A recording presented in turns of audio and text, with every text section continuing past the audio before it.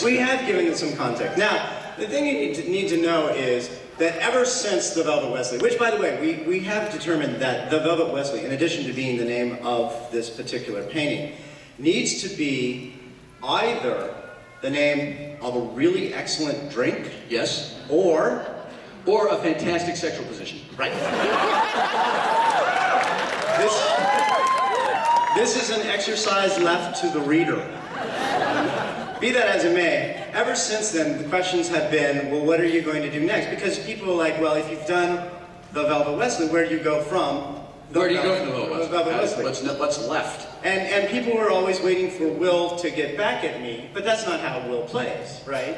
It's more about making you wait for when I'm going to get back. Right, you know, it's the revenge is a dish best served cold. Right. It's kind of like the slap bet. And with a knife. So, yes. So, that will eventually happen when we're like 60 and 70 or something like that. And about once a month, I get an email from someone. Have you seen this thing? You should own it. And it's a picture of the Velvet Wesley. Oddly enough. So there's always the question of, well, how do you top the Velvet Wesley? What do you do with the Velvet? Where do you go from the Velvet Wesley? And so this has been something that we've discussed off and on in a very casual sort of way. And then one day, I would say about 3 months ago, 4 months ago. That sounds about right, yeah. I had an epiphany. And my phone rang. And his phone rang. And I said, Wil, I have a great idea. Don't say no until you hear the whole thing. And I outlined this thing to him. And I did not say no. He did not say no.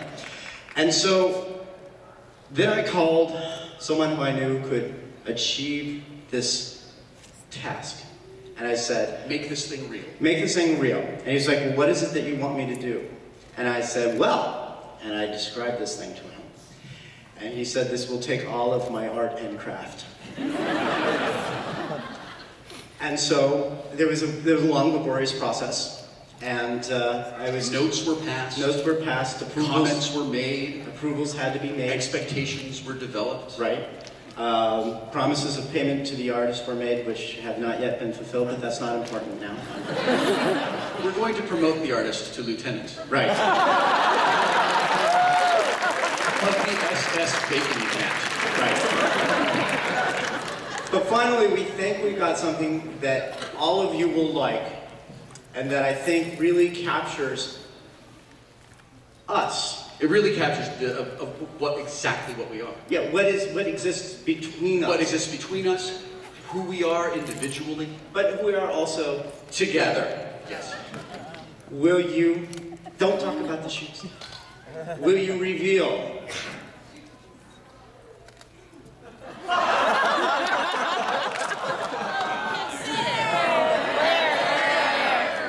Oh, the glare.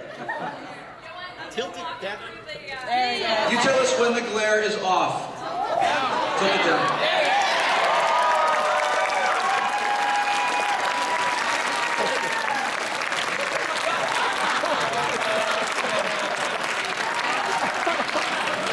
All right, now, let us explain what's going on here. Because you're probably wondering. Right. First off, to be egocentric about it, and because I am the Andrew Widgley in this Wham sandwich.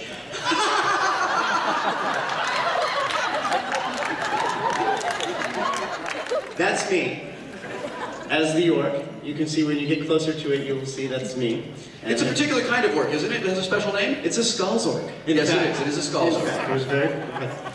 And this, of course, is Wil Wheaton in the infamous clown sweater.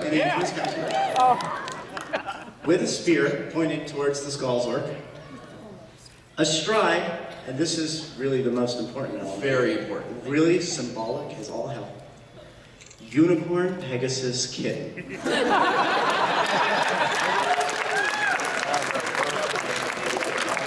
Now, while we're discussing this, she's going to walk it so you can all get a closer look at it, and then afterwards, I'll take it back into the place over there. The bowels of the theater? The bowels of the theater, and I'll put it the vendor's hall. Yeah, the vendor's hall, and I will put it up so that you can get a slightly closer look of it for about an hour or so. Now, the thing is that it doesn't make any sense to have this exist completely just as an individual piece of art. Because there's too much there. There's too much going on. There's too much there. There's Right. too much meaning. Yes. So we decided that we were going to do something. And what we're going to do is we're going to have a contest.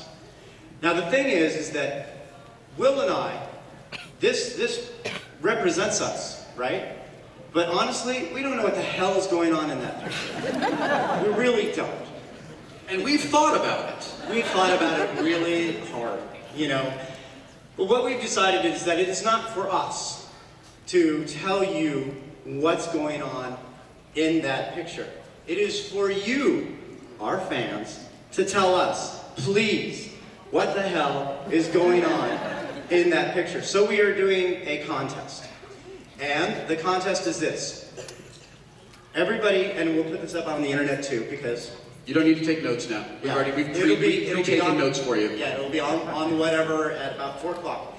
400 to 2,000 word story saying what the hell this is about. Send it to us, and we're having a contest. And the winner will do, what will we do with the winner? The winner will actually be paid for their work at twice the SIFLA rate. Right. Which is a generous 10 cents a word. All right? Because that's how we roll, people. This. Don't get above yourself. We'll see. I don't know if the Pegasus Unicorn Kitten can actually solve the Kobayashi Maru. By the way, because we like to be preemptive about this thing, unicornpegasuskitten.com. We own it. It's been owned. It's been registered. So we thought that we should have a fan fiction contest, and it would be amazing. John, there will be no slash. There will be no slash. There will be no slash. I'm going to say this a few more times so everyone can be very clear about it, so that there's no confusion. There will be no slash. Well, how do you feel about the slash? There will be no slash. Are you sure? I am confident that there will be no slash. If there is slash, it will be deleted. You will be publicly humiliated, placed in a cage at a crossroads while I watch birds peck you to death. It's not that I don't love Will. It's just that I don't love. And I'm comfortable with that. As am I. As well you should be. But I will write a story to go with this magnificent work of art. And I will write a story. And John, who else do you know?